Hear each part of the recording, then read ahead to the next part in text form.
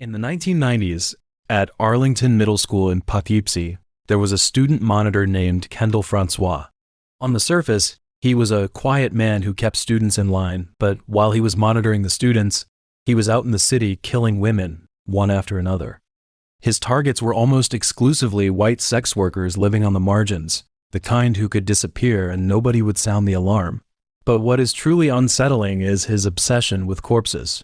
He hid the victims' remains, one by one, in his attic and the crawl space of his basement, leaving them to rot. For nearly 2 years, a foul odor permeated his home, and he and his family lived there, eating, sleeping. It wasn't until a woman named Christine Sala escaped from his home that his crimes were finally exposed. On September 1st, 1998, Francois picked up Christine in his car and brought her to his home at 99 Fulton Avenue.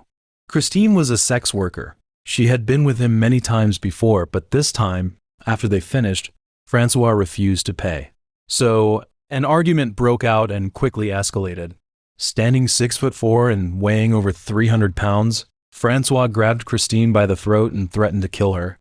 Overpowered and completely outmatched, Christine had almost no room to fight back. With her life hanging by a thread, whether it was feigned submission, or she somehow convinced him that killing her there would bring too much trouble, he agreed to drive her back to where he had picked her up, Main Street. As they passed a local Sunoco station, Christine asked to be let out, then went inside. There, she found a stranger and told him she'd just been attacked. As it happened, that man knew 2 officers working nearby, Manane and McCready, who were at that moment handing out flyers for a missing woman named Katina Newmaster. When the officers arrived, Christine was already preparing to leave. She initially did not want to report the attack to police, fearing prosecution for being involved in sex work. But the 2 officers stopped Christine and convinced her to go to the police station. There, she confirmed she'd been assaulted and identified Francois as her attacker. The police brought Francois in immediately. In fact, this was not the first time they had questioned him. Over those 2 years, 8 women had vanished from the city, and his name had been on the list the entire time. He had a history of violence involving sex workers, and he'd been arrested once for third-degree assault, served 15 days. They wanted to nail him down, but they never had the evidence to do it. An officer had even tried to search his basement and was blocked. In the interrogation room, Francois admitted he'd assaulted Christine. Then the investigators told him they had a search warrant and were about to tear his house apart.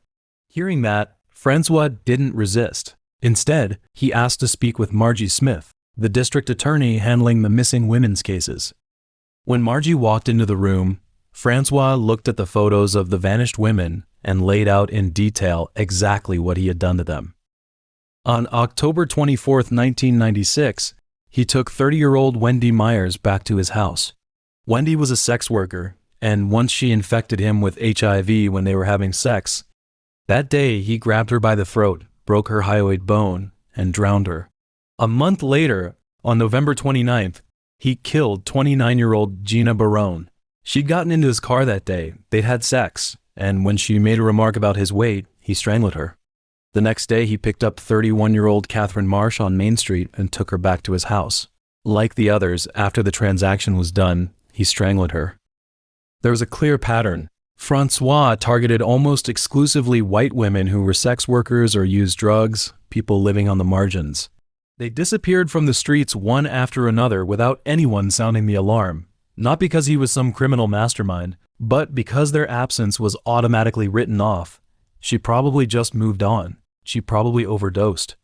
At the time, as the disappearances continued to mount, one sex worker told a reporter, "We're low-lifes. That's what it comes down to.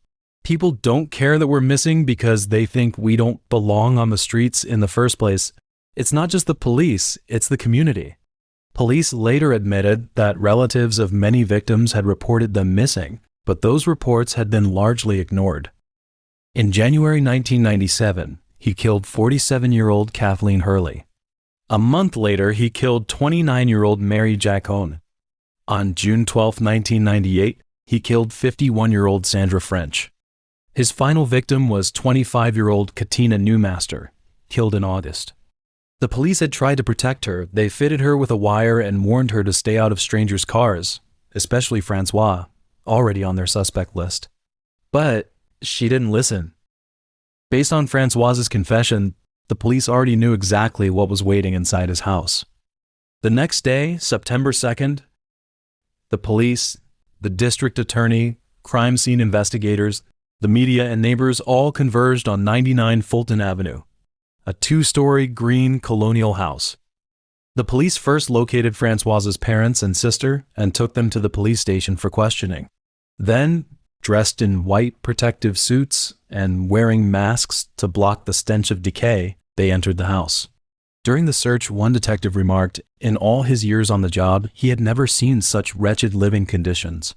Inside, garbage was everywhere, on the floors, on the furniture, covering every inch of space.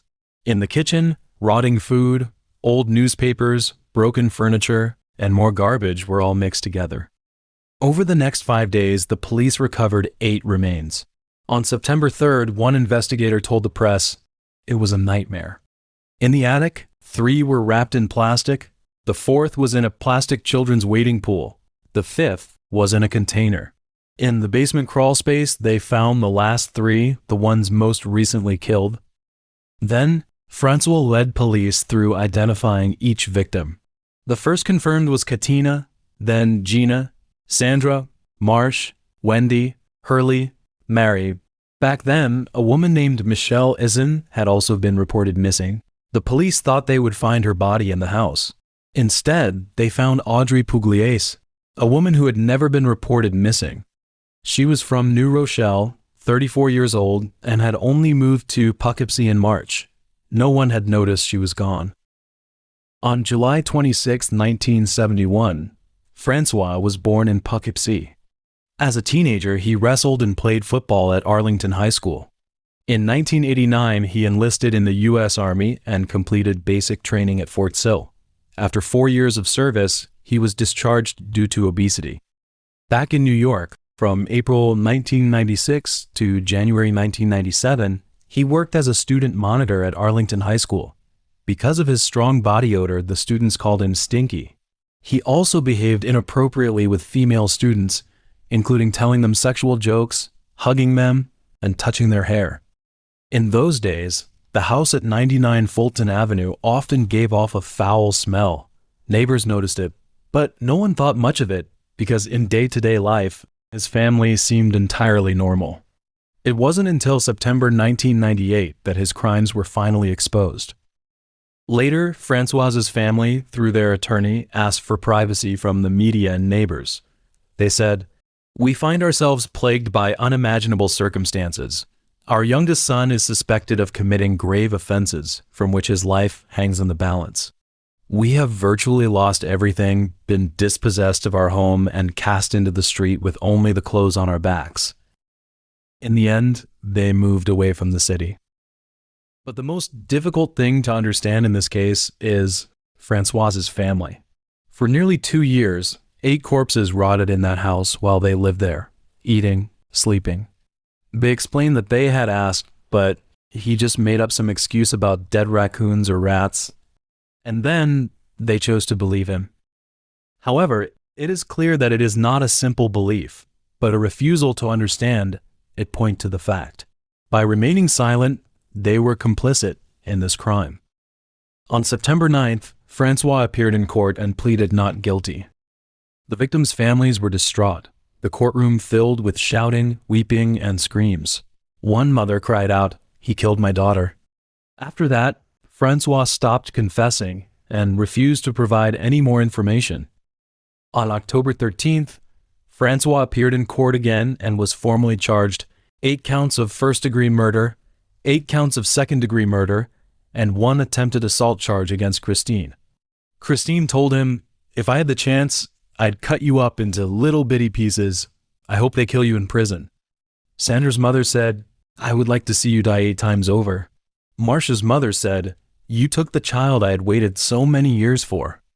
On August 11th, 2000, Francois was sentenced to 8 consecutive life sentences without parole, incarcerated in Attica Correctional Facility.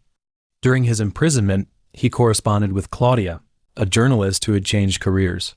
He told her killing seemed easier than getting into a relationship. He also said, "I could have kept going. It would have gone on, and they never would have found a thing." September 2014, 43-year-old Francois died in prison after serving 16 years. The official cause of death was AIDS, contracted from his very first victim, Wendy. The court convicted him, but the final judgment was delivered by the first woman he killed.